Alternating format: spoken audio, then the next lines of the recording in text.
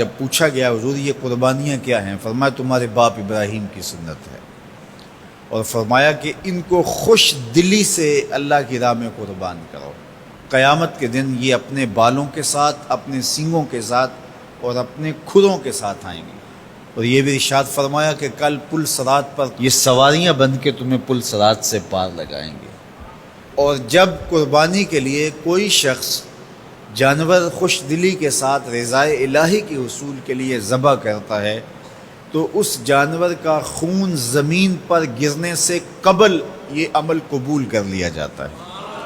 اور یہ بات بھی ذہن میں رکھیے گا کہ ایام نہر یہ 3 دن جو خون بہانے کے ہیں، 10، 11 اور 12 تاریخ، ان ایام میں آپ جو بھی عمل کریں، نماز پڑھیں اور دیگر صالح اعمال کریں، بہت قابل قبول ہیں اور اللہ ان کو قدر کی نگاہ سے دیکھتا ہے۔ لیکن ان ایام میں جو سب سے زیادہ اللہ کو محبوب عمل ہے وہ راہ خدا میں خون بہانا ہے، قربانی پیش کرنا ہے۔ تو قربانی کا کوئی اور متبادل نہیں ہو سکتا۔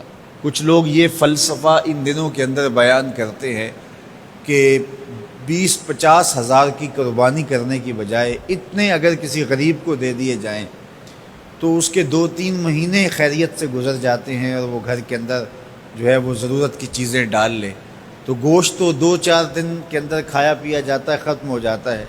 لیکن اگر اتنے پیسے کسی غریب کے گھر دے دیے جائے تو یہ اچھی بات ہے۔ تو اسلام کب اس عمل سے روکتا ہے؟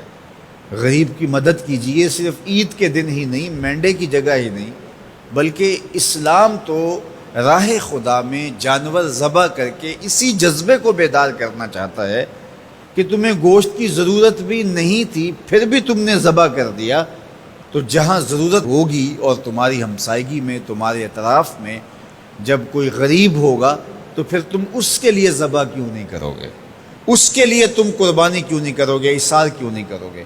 یہاں تو پھر بھی ہم گوشت خود کھا لیتے ہیں یا غرباء میں بانٹ دیتے ہیں، لیکن منا کی وادی میں جہاں لاکھوں قربانیاں پیش کی جاتی ہیں وہاں تو جانور کاٹ کے اس کو ذبح کر کے بس چھوڑ دیا، اس کے گوشت سے غرض ہی نہیں ہوتی۔ زیادہ تر حجاج ایسے ہوتے ہیں جن کو یہ بتا دیا جاتا ہے کہ تمہاری قربانی کر دی گئی ہے، اور وہ فون کال کے انتظار میں یا حکومت وقت کی جانب سے دیے گئے وقت کے بعد حلق کروا دیتے ہیں۔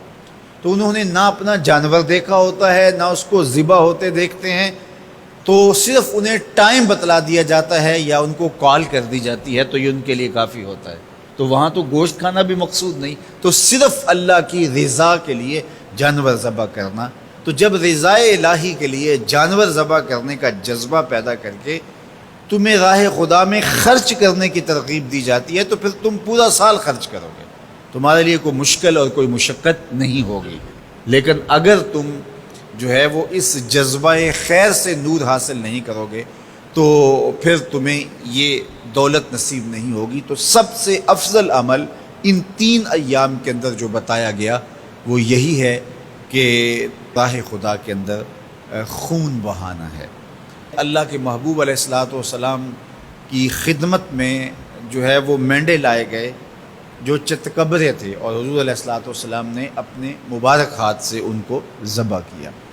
تو عید قرباں یہ ایثار کی عید ہے، یہ قربانی کی عید ہے، اور اسلام ہمیں قربانی سکھاتا ہے۔ اسلام لمحہ لمحہ قربانی ہے، ایک ایک ساعت اسلام قربانی کا نام ہے، اور ہمیں درس زندگی یہی دیا جاتا ہے کہ ہم قربانی سے اپنی زندگی کو عبادت کریں۔